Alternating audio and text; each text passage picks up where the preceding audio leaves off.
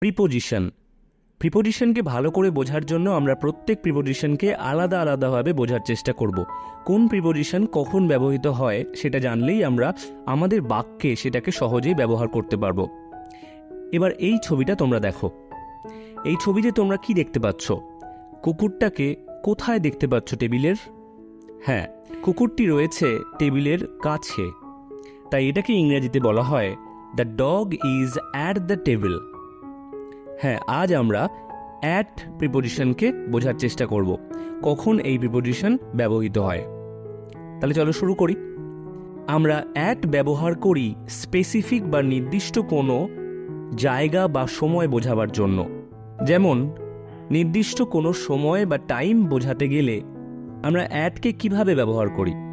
At 9 o'clock, at dawn, at bed time, at noon.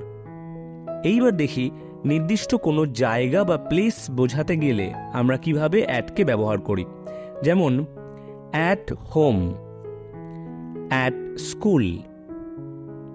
কোনো রেস্টুরেন্টের নাম দিয়ে নির্দিষ্ট করে বোঝাতে গেলে আমরা কি বলবো? যেমন অ্যাট ডমিনোজ, অ্যাট ম্যাকডোনাল্ডস।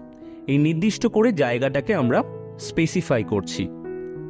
কোনো নির্দিষ্ট লোকেশন বোঝাতে গেলেও আমরা অ্যাট ব্যবহার করি। যেমন অ্যাট 13 NS রোড, মানে এটা একটা অ্যাড্রেসকে নির্দিষ্ট করে বোঝাচ্ছে। অ্যাট দ্য মিটিং, মিটিংয়ের মধ্যে বোঝাচ্ছে।